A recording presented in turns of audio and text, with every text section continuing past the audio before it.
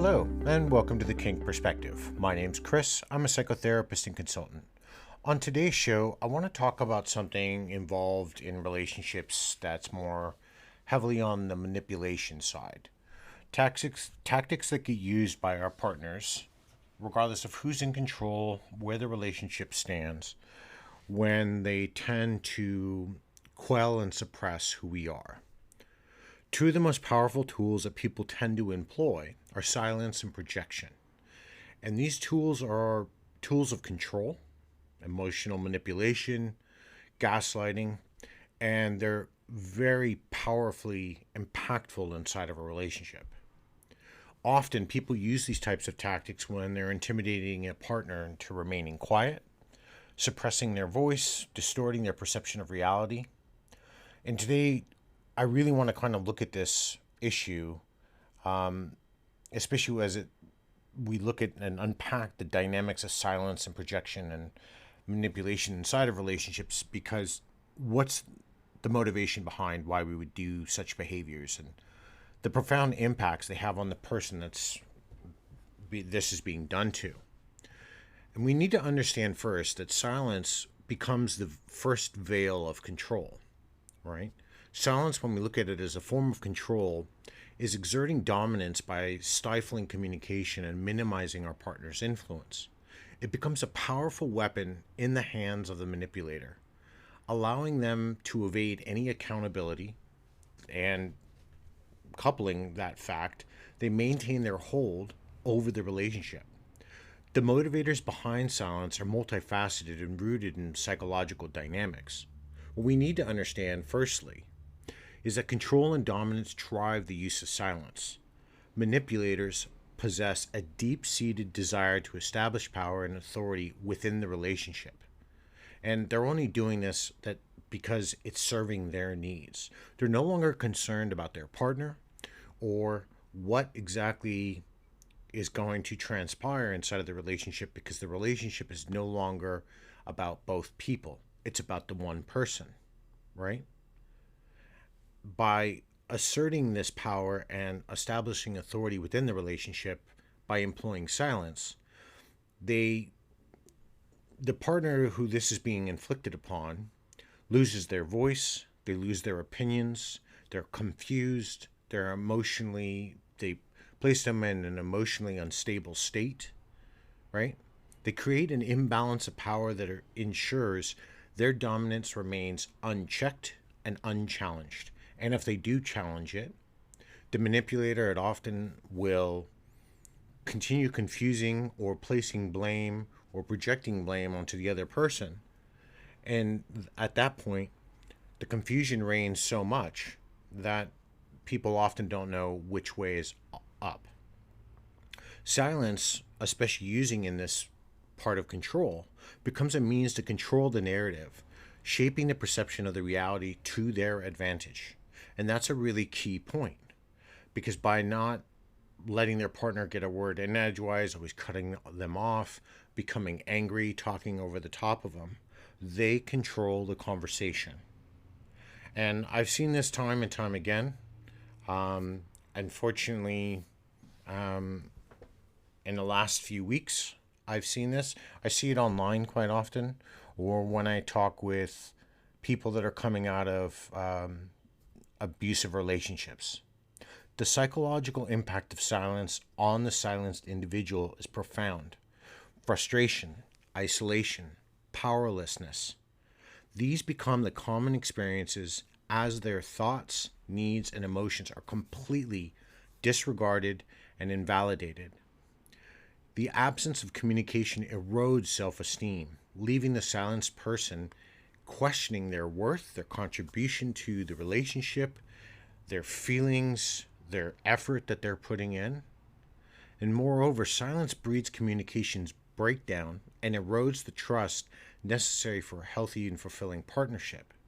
And we can look at this when we look at dominant and submissive couples. If people aren't talking, if someone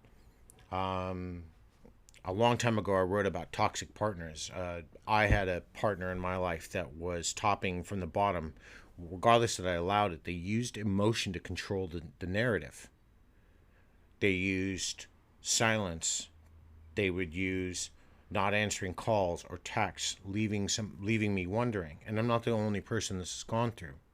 Dominants can exert this type of behavior when they're claiming control or authority over others, not giving their submissive the voice or space to talk, not listening, or changing the parameters upon the negotiated contract or dynamic that was created. And they usually tend to do this later on, as initially they start to instill the manipulation early on and change the dynamic so it fits their purpose.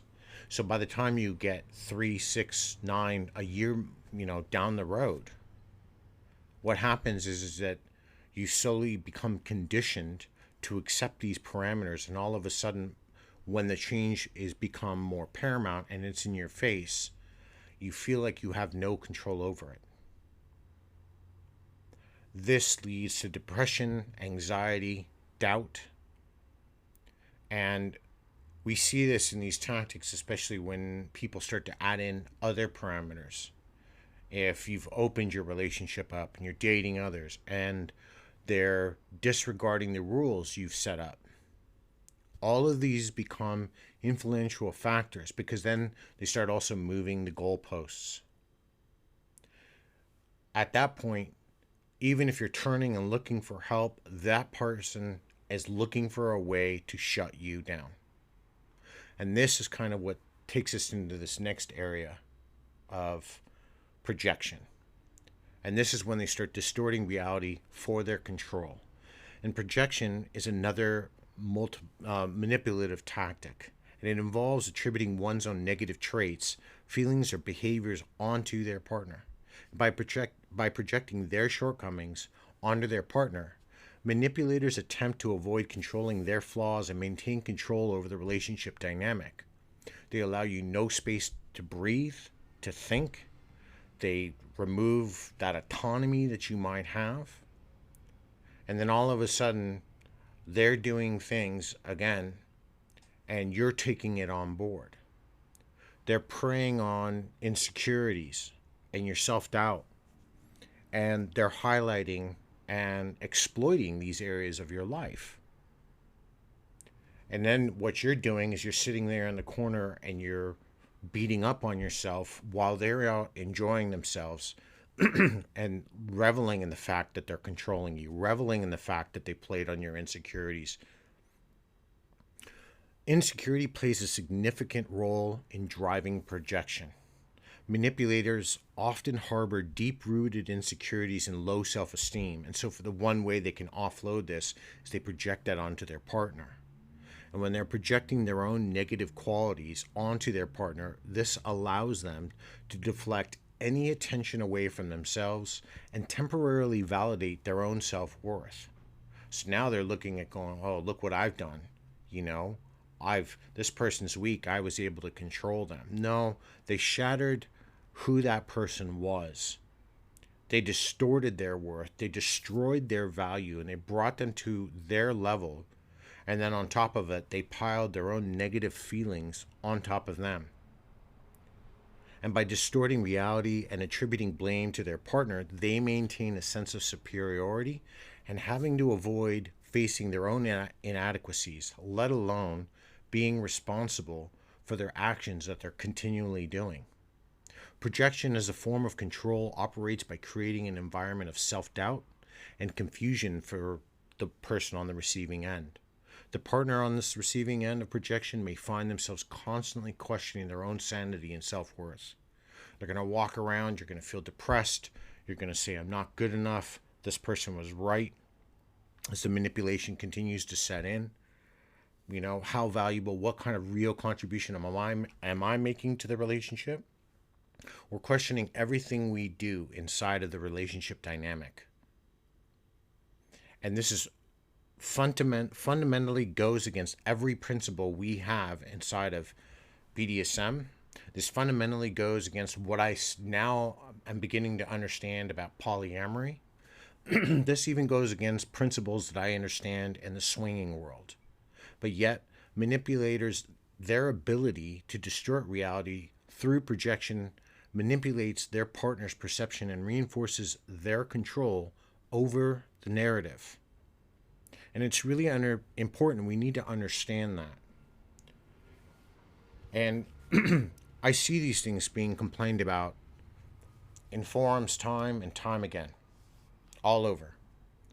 And one partner will reach out. They're trying to get help. And the first thing that they're doing is their partner is shutting down the conversation. Because they know if the person that is doing the silencing, that's doing the projecting, that's doing the emotional manipulation and control, knows that if they are called out for their behavior, their cycle of abuse begins to break down. They're going to be held accountable. And then they're going to have to start facing really tough questions. And as that person regains a foothold on their sanity, I'm talking about the person being abused, that they're going to realize that they have no control left. So the manipulator will do anything in their power to shut down a conversation. Anything in their power not to talk.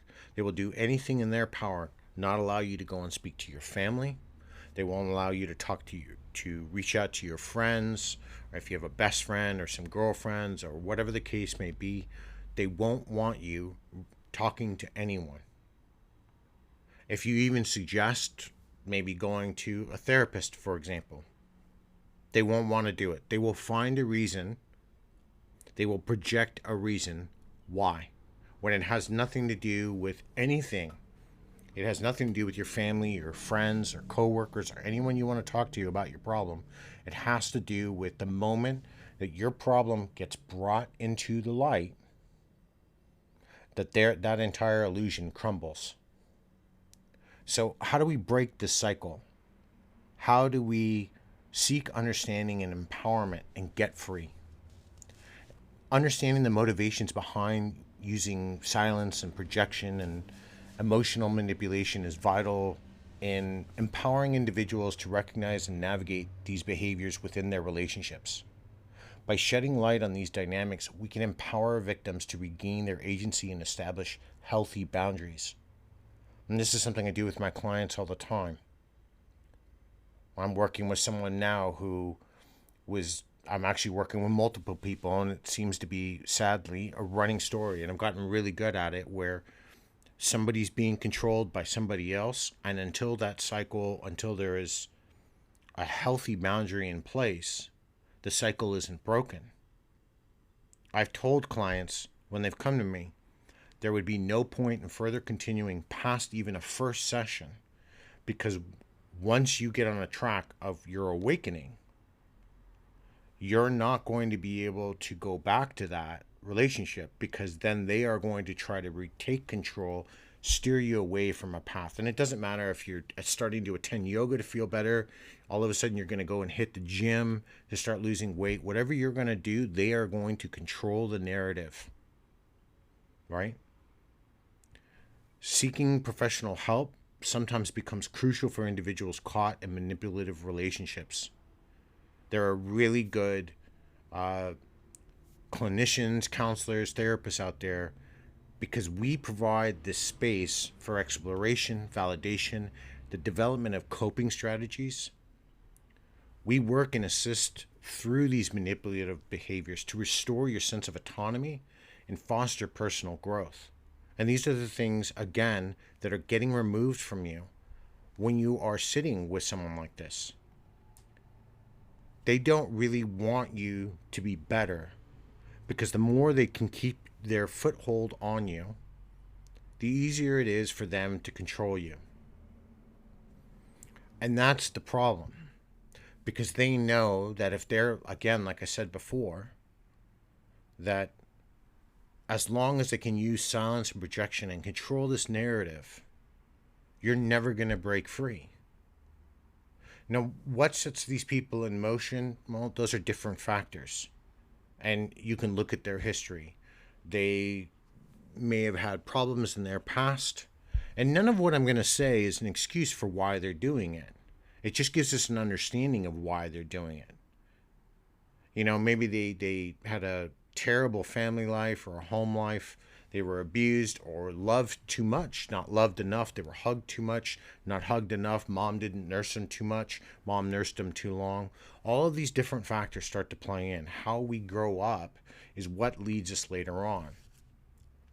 Some people, through their environment, as far as working, learn manipulation tactics, and then they tend to start employing them on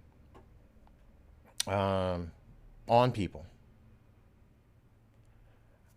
There are a lot of underlying causes for all of this, but as long as you allow them to keep shifting your expectations, preventing you getting anything you want to do for yourself. It doesn't matter if it's therapy, if you want to go and hit the gym, if you want to take an art class, you want to start going to yoga, anything you're doing to better your station. As long as they can maintain control and keep you from doing any of these things, then you are going to be caught in this continual circle. The biggest problem with somebody who is in this position that is using silence and projection upon you and emotional control upon you is their fear of accountability. And that's their biggest driving factor. They engage in these tactics to avoid the consequences of their actions at all costs. I'm going to say that again because it's absolutely important that we understand this. Manipulators engage in these tactics to avoid facing the consequences for their actions, because they know they are afraid of being held responsible for their bad behaviors or forced to confront their own shortcomings. And this is when you start seeing them, they're shifting the goalposts all the time. And if they, for example, you're going to go off to yoga, you're going to go to church and start talking, maybe you're spiritual, therapy's not for you, but you're highly religious.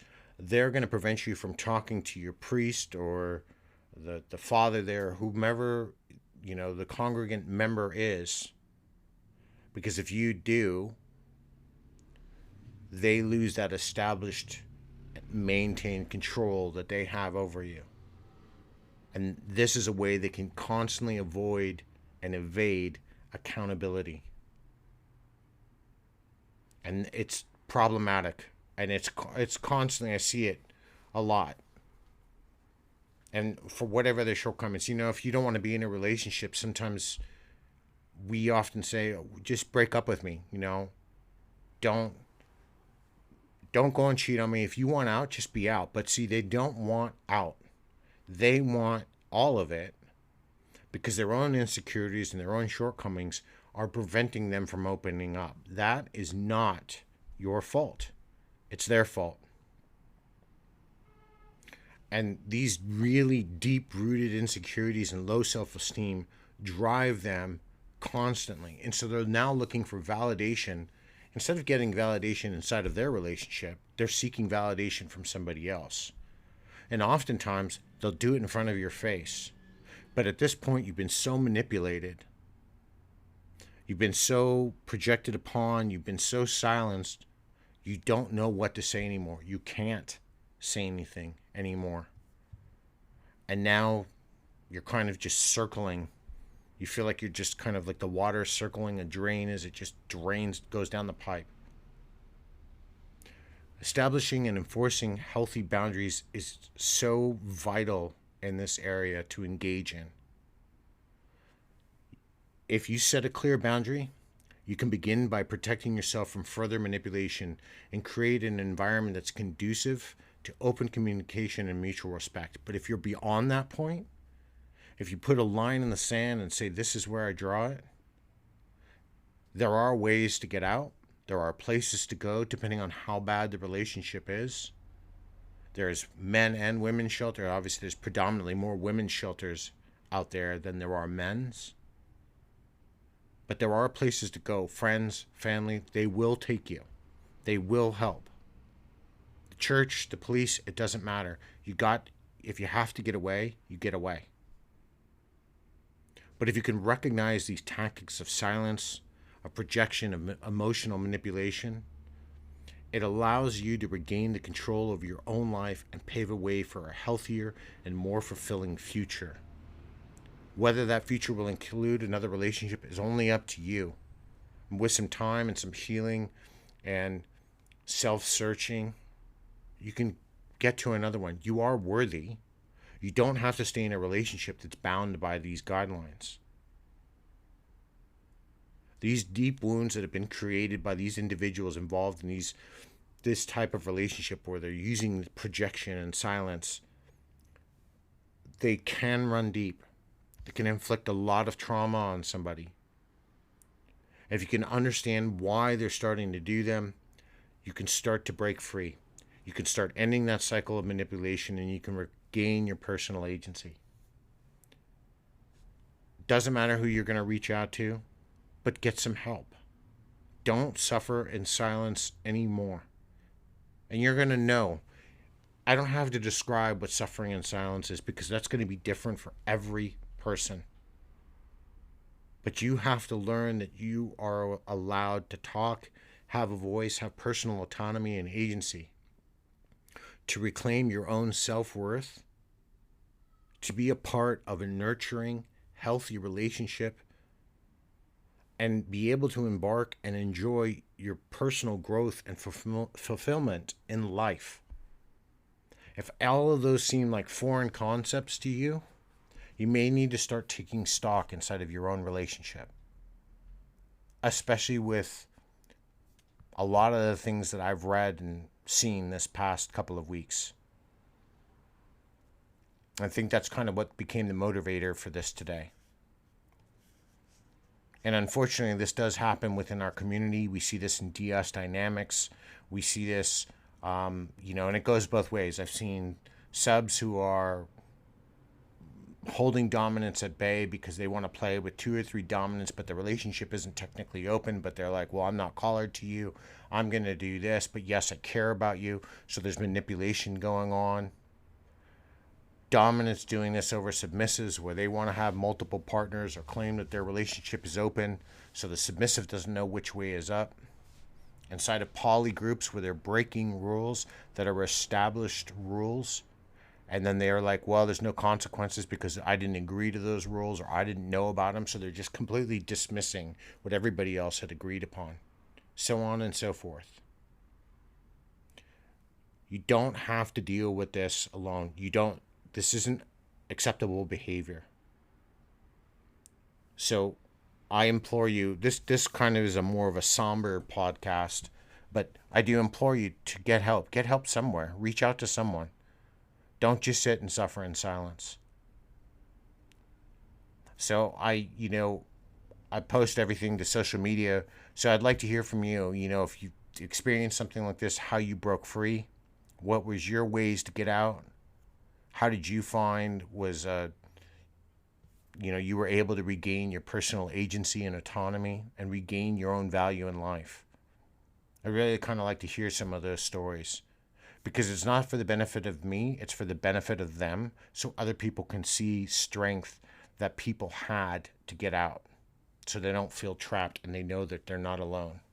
This is an important episode, so please put it for 5 stars so other people can find it here on Spotify, especially within our community, and keep this discussion going. And if you know somebody that's suffering through this, or you've been through it and you've got a friend that you recognize the warning signs, reach out to them.